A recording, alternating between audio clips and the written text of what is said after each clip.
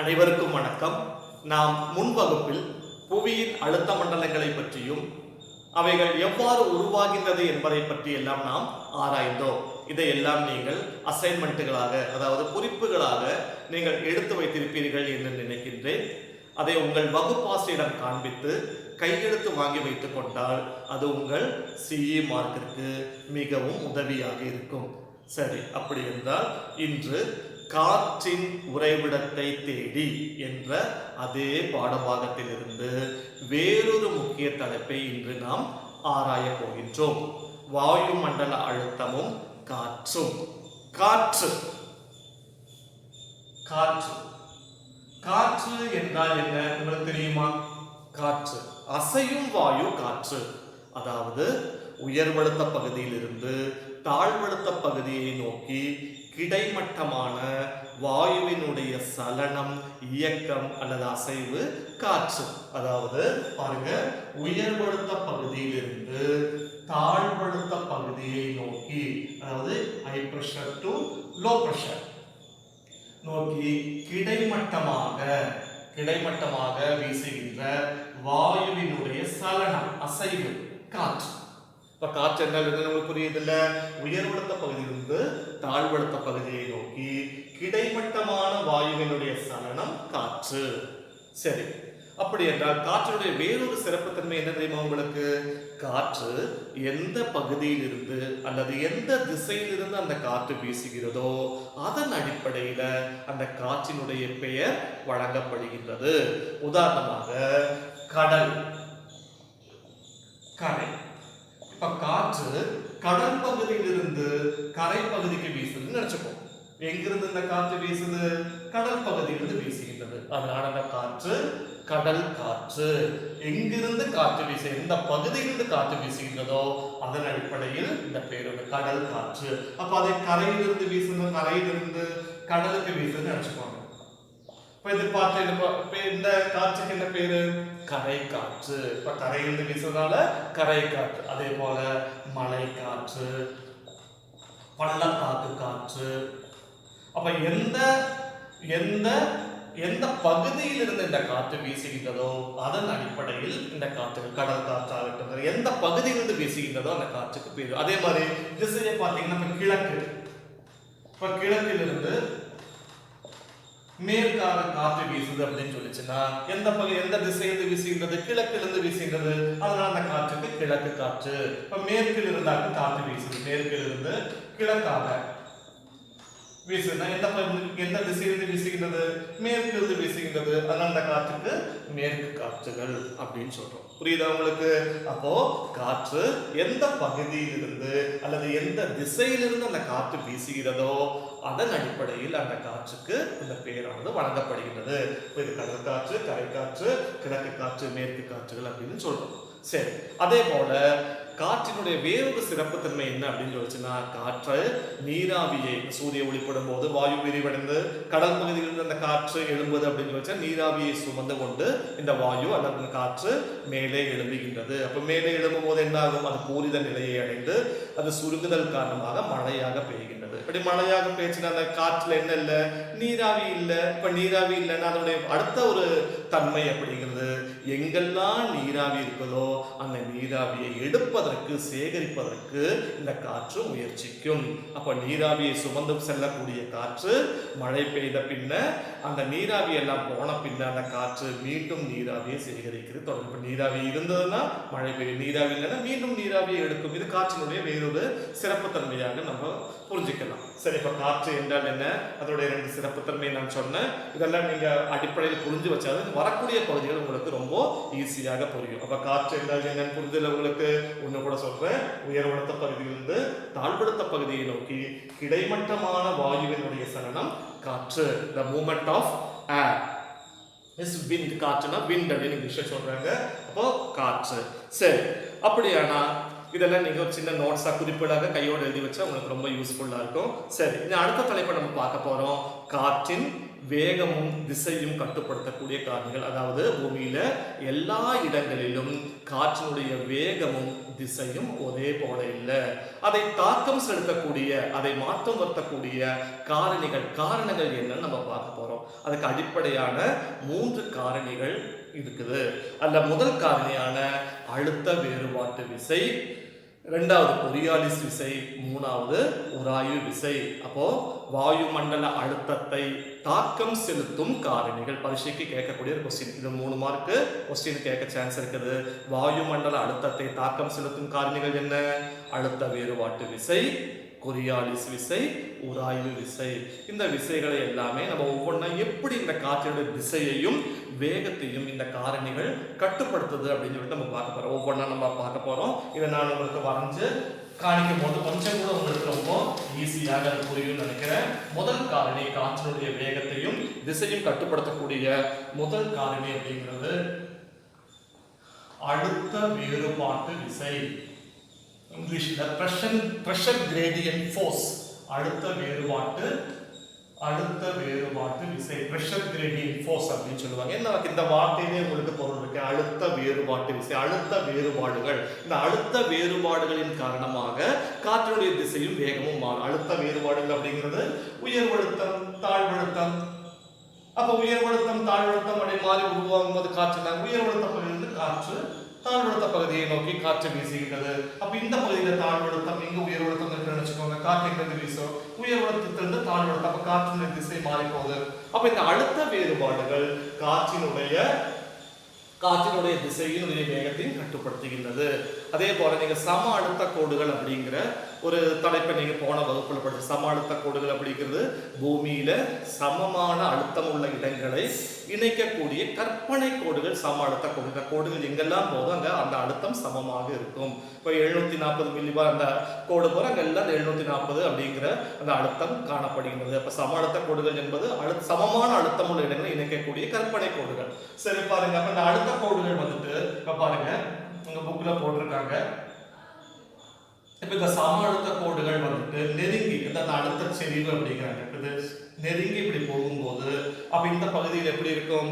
அழுத்தம் கூடுதலாக காணப்படுகின்றது. இங்க வீசக்கூடிய காற்றும் சக்தி வாய்ந்த காற்று, ஸ்ட்ராங் விண்ட்ஸ், அதாவது சக்தி வாய்ந்த காற்றும் காணப்படுகின்றது. அது இந்த படத்துல பாருங்க, சம அழுத்த கோடுகளுடைய இடைவெளி ரொம்ப கூடுதலாக இருக்கின்றது. அப்ப இங்க காற்றினுடைய வேகம் குறைவாக இருக்கும், அழுத்தமும் குறைவா இருக்கும், அந்த காற்றின் சக்தியும் குறைவாக இருக்கும்.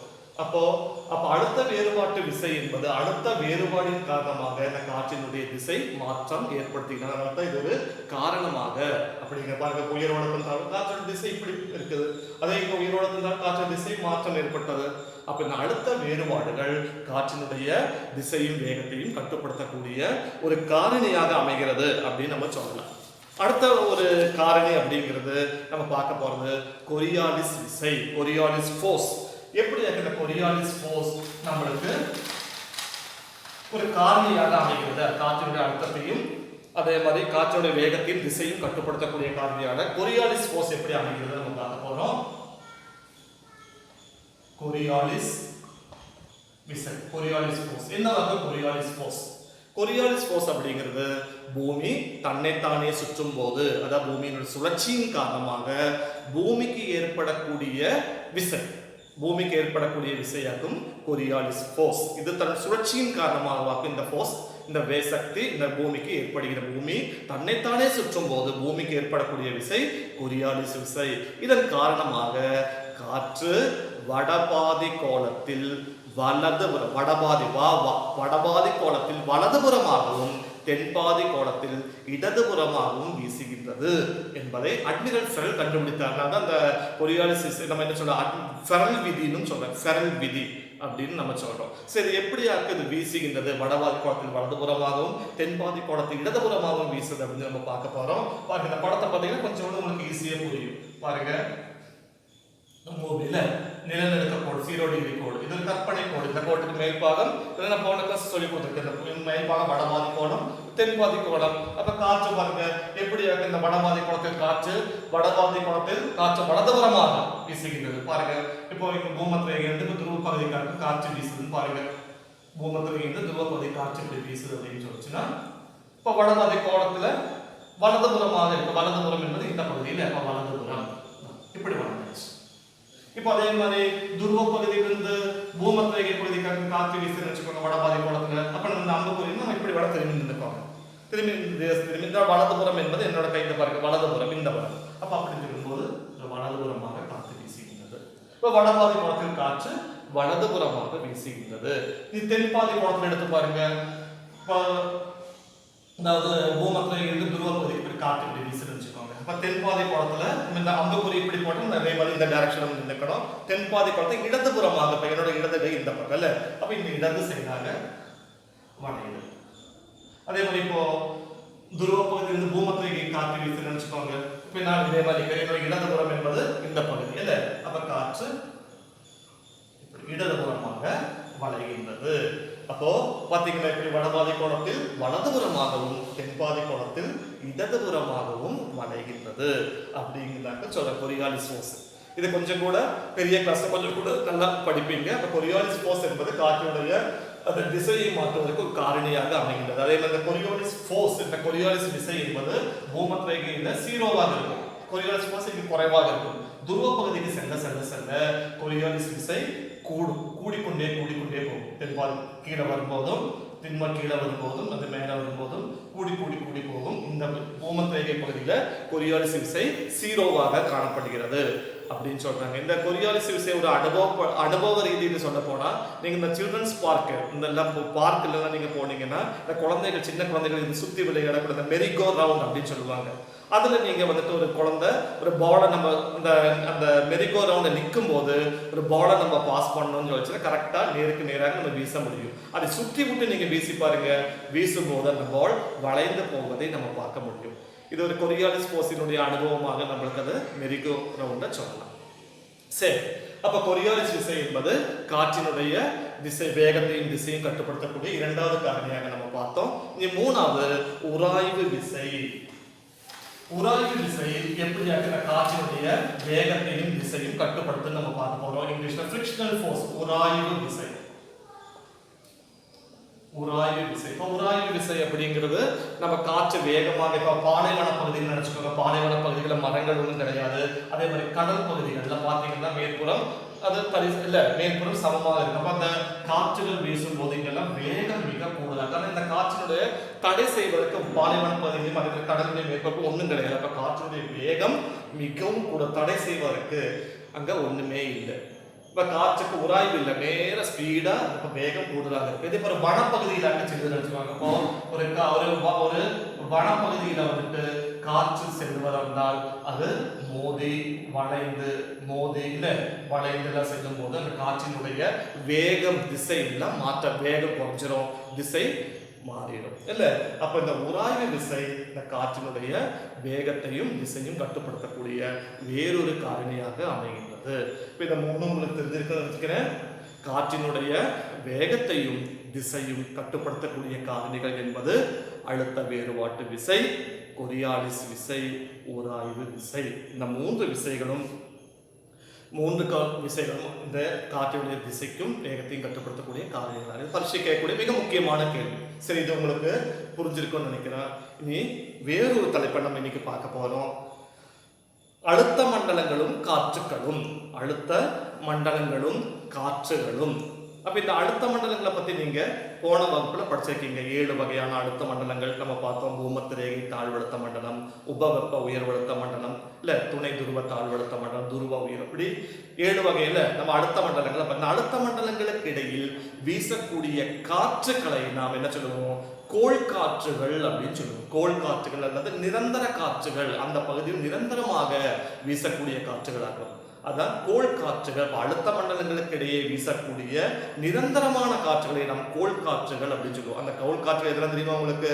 வியாபார காற்று, மேல் காற்று, துருவ காற்று. வியாபார காற்று, மேல் காற்று, துருவ காற்று. இந்த காற்றுகள் எப்படி இந்த பகுதியில் எந்த டைரக்ஷன், எந்த திசைகள், இந்த பகுதிகள் எந்த பகுதிகளில் எந்த திசையில வீசுது, அது ஏன் அப்படி வீசுது, இதையெல்லாம் நான் உங்களுக்கு சொல்லித்தர போறேன். நீங்க போர்டை பார்க்கும்போது கொஞ்சம் கூட தெளிவா புரியும். சரி, பார்க்க போறோம். நம்மளுக்கு கோள் காற்றுகள், கோள் காற்றுகள், அழுத்த மண்டலங்களுக்கு இடையே வீசக்கூடிய காற்றுகள். என்னெல்லாம் கோள் காற்றுகள்? மூணு நம்ம பார்த்தோம். வியாபார காற்றுகள், மேல் காற்று, துருவ காற்றுகள். இப்படி 3 வகையான காற்றுகள். வியாபார காற்று, மேல் காற்று எப்படி உருவாது, எங்க வீசுது நான் இப்ப காட்ட போறேன். அதுக்கு முன்னாடி நம்மளுடைய அடுத்த மண்டலங்கள் உங்களுக்கு தெரியும்னு நினைக்கிறேன்ல.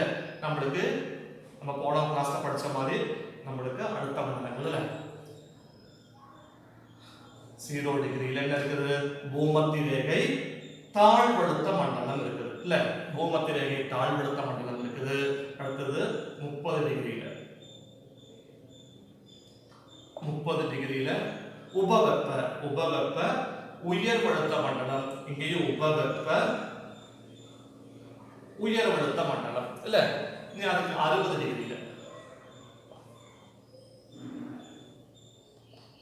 டிகிரில உபதுருவ, நம்ம படிச்சதுல போன வகுப்புல படிச்ச உபதுருவ தாழ்வழுத்த மண்டலம். இங்கேயும் உபதுருவ தாழ்வழுத்த மண்டலம். பின்ன துருவ உயரழுத்த மண்டலம். துருவ 90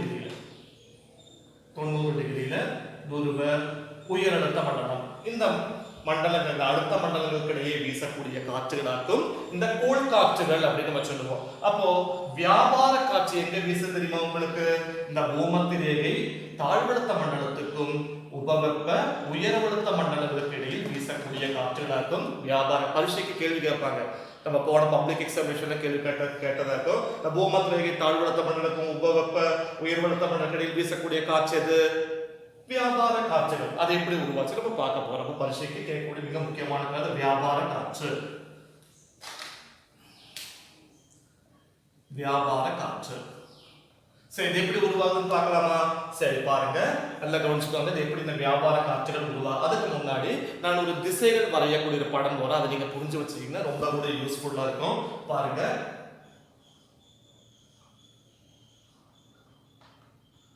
வடக்கு, தெற்கு, மேற்கு, கிழக்கு.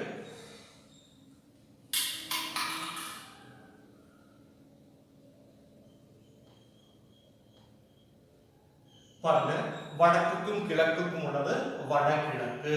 வடக்கும் வடக்கு வச்சு சொல்லணும். வடக்கும் மேற்கும் வடமேற்கு. தெற்கு வச்சு சொல்லணும். தெற்கும் மேற்கும் தென்மேற்கு. தெற்கும் கிழக்கும் தென்கிழக்கு. இது இங்க இருக்கட்டும். இந்த டைரக்ஷன் நமக்கு இருக்கட்டும். இதை வச்சு நம்மளுக்கு ஈஸியா நமக்கு புரிஞ்சுக்கலாம். பாருங்க, அப்ப காற்று நம்ம எப்பொழுதும் என்ன பண்ணணும் சொல்லியிருக்கோம்?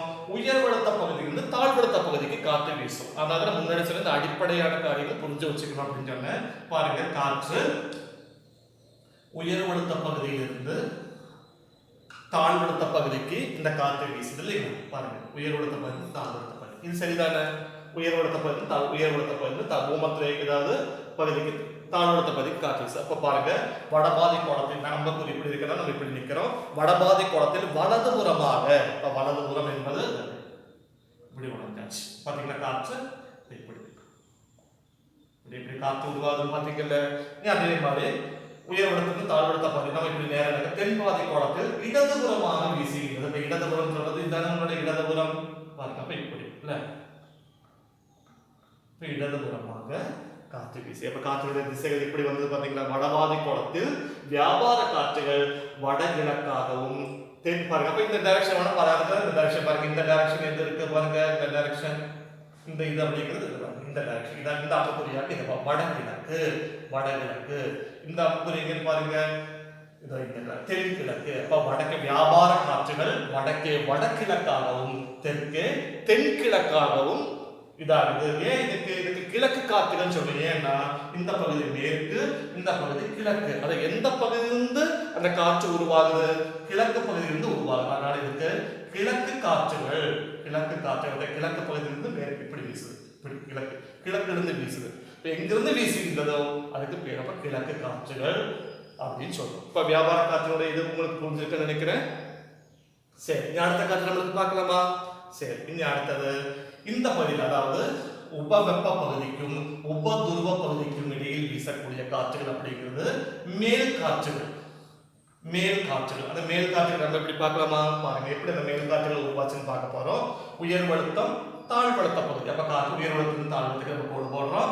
வடபாதி கோணத்தில் வலதுபுறம் சொல்லும்போது வலதுபுறமாக காற்று வலதுபுறமாக. இங்க அதே மாதிரி பாருங்க, உயர்வழுத்திலிருந்து தாழ்வழுத்த பகுதிக்கு பாருங்க. அப்போ நம்ம அம்புக்குறிக்கு நேரம் எப்படி நம்ம நின்றுக்கிறோம்? தென்பாதி கோணத்தில் இடதுபுறமாக. இடதுபுறம் சொல்லும் போது இடதுபுறம் இல்ல. அப்ப பாருங்க, இதோட அடையாளம் நம்மளுக்கு பார்க்கலாம். இந்த அடையாளம் அப்படிங்கிறது இந்த அடையாளம் தென்மேற்கு. இப்ப வடபாதி கோணத்தில் தென்மேற்காகவும், வடபாதி கோணத்தில் தென்மேற்காகவும், தென்பாதி கோணத்தில் என்ன பார்க்கலாமா? பாருங்க, இந்த அடையாளம் எங்க இருக்கும்? இந்த அடையாளம் இல்ல, வடமேற்காகவும். அப்போ இங்க தென்மேற்கு, இங்க வடபாதி கோணத்தில் தென்மேற்காகவும், தென்பாதி கோணத்தில் வடமேற்காகவும் வீசுகின்றது. அப்ப ஏன் இந்த மேற்கு காற்றுகள் மேல் காற்றுகள் வீசுது? பாருங்க, மேற்கு பகுதியிலிருந்து வீசுகிறது. மேற்கு கிழக்கு, மேற்கிலிருந்து வீசுவதனால, மேற்கிலிருந்து வீசுவதனால இதுக்கு மேற்கு காற்றுகள் என்று பெயர் வந்தது. புரியுதா உங்களுக்கு? இந்த காற்றினுடைய அடையாளம் எப்படி வந்தது புரியுது உங்களுக்கு? டைரக்ஷன். அதே மாதிரி இங்க அடுத்தது நம்மளுக்கு துருவ காற்றுகளை நம்ம பார்க்க, துருவ காற்றுகள் எப்படி உருவாச்சுன்னு பார்க்க போறோம். அதே மாதிரி துருவ பகுதி அப்படிங்கிறது உயர்வழுத்த மண்டலம், தாழ்வழுத்த. உயர்வழுத்தத்துல காற்று உயர்வழுத்தத்திலிருந்து தாழ்வழுத்தத்துக்கு காற்று வீசுது. இங்கேயும் உயர்வழுத்தத்திலிருந்து தாழ்வழுத்தத்துக்கு வீசுகிறது. வடபாதி கோணத்தில் வலதுபுறமாக காற்று வீசும். கொரியாலிஸ் விசை காரணமாக வலதுபுறத்திலிருந்து இல்ல, வடபாதி கோணத்தில் வலதுபுறமாக நம்ம குறிப்பிடுகிற கீழே நம்ம இப்படி நிற்க, வலதுபுறம் என்பது இந்த பக்கம் இல்ல, இப்படி வாழ்ந்தாச்சு. வலதுபுறமாக. தென்பாதி கோணத்தில் இடதுபுறமாக வீசுகின்றது. பாருங்க, இடதுபுறம், இடதுபுறம் பாத்தீங்களா? இந்த திசை இந்த பக்கம் நம்மளுக்கு வடகிழக்கு.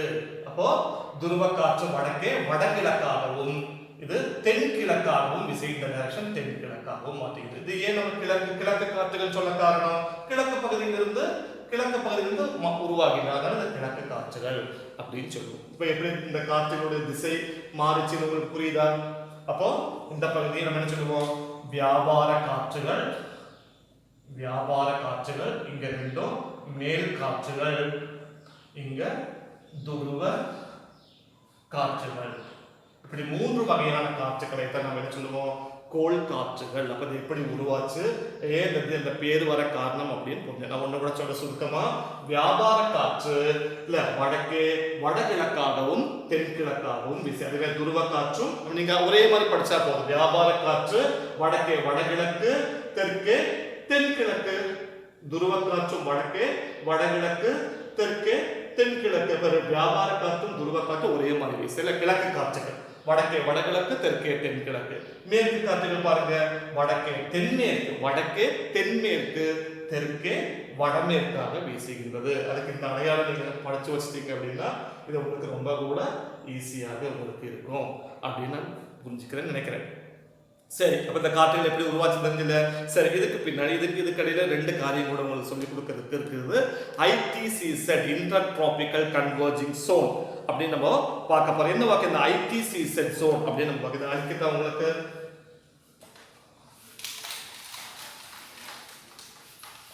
அடுத்த ஒரு அதில் வரக்கூடிய ஒரு முக்கியமான ஒரு டாபிக் பார்க்கும். ITCZ zone. ITCZ intertropical converging zone. இது என்ன இன்டர்ட்ராபிக்கல் கன்வர்ஜிங் சோன் அப்படின்னு சொல்லிச்சுன்னா, இந்த இரண்டு, அதாவது நம்ம பூமியில பார்த்த அந்த கோள் காற்றுகள் இந்த பகுதியில் இல்ல, இந்த பகுதியில் வியாபார காற்றுகள் பாத்தீங்களா, வியாபார காற்றுகள் இல்ல, இந்த ரெண்டு வியாபார காற்றுகள் வடக்கே வடகிழக்காகவும் இல்ல தென்கிழக்காகவும் இணையக்கூடிய இந்த ரெண்டு காற்றுகள் சந்திக்கக்கூடிய பகுதி.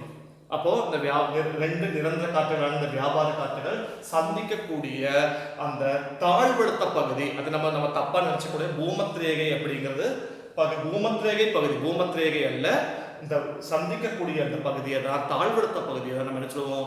ITCZ, அதாவது இன்டர் டிராபிக்கல் கன்வர்ஜிங் சோன் அப்படிங்கிறது. அது ஒரு தாழ்வழுத்த மண்டலமாக, இது நீங்க கொஞ்சம் கூட அடுத்த ஒரு பகுதி வரும்போது கொஞ்சம் கூட நல்லா படிப்பீங்க. அதே மாதிரி இந்த மேற்கு காற்றுகள் நீங்க பாத்தீங்க, இந்த மேற்கு காற்றுகள்ல நம்மளுக்கு தென்மேற்கு இல்ல மேற்கு காற்றுகள் நம்ம பார்த்தோம், வடக்கு தென்மேற்காகவும் தெற்கே வடமேற்காகவும் வீசி அந்த மேல் காற்றுகள் அப்படிங்கிறது வடபாதி கோணத்துல மிக சக்தியாக வீசக்கூடிய காற்றுகளாகும் இந்த மேற்கு காற்றுகள். அது வந்துட்டு வடபாதி கோணத்துல அந்த காற்றுகளுக்கு பேர் இருக்குது. அந்த மேற்கு காற்றுகளுக்கு கர்ஜிக்கும் 40, அலரும் 50, கிரீச்சிடும் 60. அந்த கர்ஜிக்கும் அந்த சிங்கத்தினுடைய அந்த கர்ஜிக்கக்கூடிய சத்தத்தில் வீசக்கூடிய காற்று மிக அந்த அளவுக்கு வேகமாக கர்ஜிக்க 40 கிலோமீட்டர் ஸ்பீட்ல வீசக்கூடிய அந்த கர்ஜிக்கு 40, அலரும் 50, கிரீச்சிடும் 60. மிகவும் சக்தி வாய்ந்து வீசக்கூடிய இந்த மேற்கு காற்றுகள் நம்ம பார்த்தோம்ல. இந்த மேற்கு காற்றுகள் என்ன ஆகுது அப்படின்னு வச்சுன்னா வடபாதி கோணத்தில், அதாவது நம்மளுக்கு இந்த மேற்கு காற்றுகள் இங்க வியாபார காற்றுகள், இங்க மேற்கு காற்றுகள், இங்க துருவ காற்றுகள் பார்த்தோம். இந்த மேற்கு காற்றுகள் அப்படிங்கிறது இந்த வடபாதி கோணத்தை விட தென்பாதி கோணத்திலேயே இந்த காற்றினுடைய வேகம் இந்த கர்ஜிக்கும் 40, அலரும் 50 கிரீச்ச இந்த பகுதியில் தான் நமக்கு கூடுதலாக காண்கின்றோம். ஏன் சொல்லிச்சுன்னா இந்த பகுதியில் கடல் பகுதி இங்க உராய்வு, அதான் அந்த உராய்வு விசை அப்படின்னு நம்ம பார்த்தோம். அந்த உராய்வு விசை இங்க இல்லை, பிளெயினான பகுதி. அப்போ இந்த இங்கேயும் கரை பகுதி கூடுதல், அப்ப தடைச்சு அந்த காற்றினுடைய சக்தி மிகவும் குறைவாக இருக்கு. ஆனா இங்க மிகவும் சக்தி வாய்ந்த காற்றாக அது மாறுகின்றது. காரணம் இங்க கடல் பகுதி கூடுதலாக இருப்பதுதான் அதுக்கு காரணம். இது உங்களுக்கு புரிஞ்சிருக்கும்னு நினைக்கிறேன். சரி, அப்ப இதாக்கும் இந்த மேற்கு அந்த ஐடிசி செட்டும் இந்த மேற்கு கர்ஜிக்கும் 40, அலரும் 50 சிறப்புத்தன்மைகள். சரி, அப்போ உங்களுக்கு இந்த கோள் காற்றுகள் என்னன்னு உங்களுக்கு புரிஞ்சிருக்குன்னு நினைக்கிறேன். கோள் காற்றுகள் நமக்கு எத்தனை வகையா பிரிக்கலாம்? வியாபார காற்று, மேல் காற்று, துருவ காற்று, அந்த திசைகள் எப்படி அது மாற்றம் ஏற்பட்டது, இதெல்லாம் உங்களுக்கு பார்த்துருக்கீங்க. இதெல்லாம் உங்களுக்கு புரிஞ்சிருக்கும்னு நினைக்கிறேன். இதெல்லாம் நீங்க ஒரு நோட்ஸாக எடுத்து இன்ஸ்டாக குறிப்புகளாக எடுத்து நோட்ஸ் எல்லாம் எடுத்து வச்சீங்கன்னா உங்களுக்கு அடுத்த வகுப்புல ரொம்ப உதவியாக இருக்கும். சரி, இந்த பகுதியில் கேள்விகள் கேட்கறதுக்கு ரொம்ப சான்ஸ் இருக்குது. ரொம்ப நல்லா படிச்சுக்கணும். இப்போ கேள்விகளாக கேட்கறதுனா என்ன சொல்லலாம்? இப்போ பூமத்திரேகை தாழ்வழுத்த மண்டலத்துக்கும் உபவெப்ப உயர்வழுத்த மண்டலத்துக்கு இடையில் வீசக்கூடிய காற்று எது? அதே மாதிரி துருவ உயர்வழுத்த மண்டலத்துக்கும் உபதுருவ தாழ்வழுத்த மண்டலத்துக்கு இடையில் வீசக்கூடிய காற்று எது? இப்படி எல்லாம் கேள்விகள் கேட்பாங்க. அதனால நீங்க அது உங்களுக்கு பரீட்சைக்கு ரொம்ப தெரிஞ்சு வச்சுக்க, ரொம்ப யூஸ்ஃபுல்லாக ஈஸியாக உங்களுக்கு எழுத முடியும். சரி, ஒரு தொடர் செயல்பாடாக நான் ஒரு 2 கொஸ்டின் தரேன், நீங்க அதை எழுதிக்கலாம். சரி, எல்லாம் நோட் எடுத்துட்டீங்களா? சரி, கேள்வி எழுதிக்கோங்க. கோள் காற்றுகள் படம் வரைந்து, கோள் காற்றுகளை படம் வரைந்து விளக்குக. போதும், அந்த ஒரு கேள்வி போதும் உங்களுக்கு. சரி, இந்த அடுத்த வகுப்புல வரும்போது அது நீங்க எழுதிட்டு வருவீங்கன்னா அனைவருக்கும் நன்றி.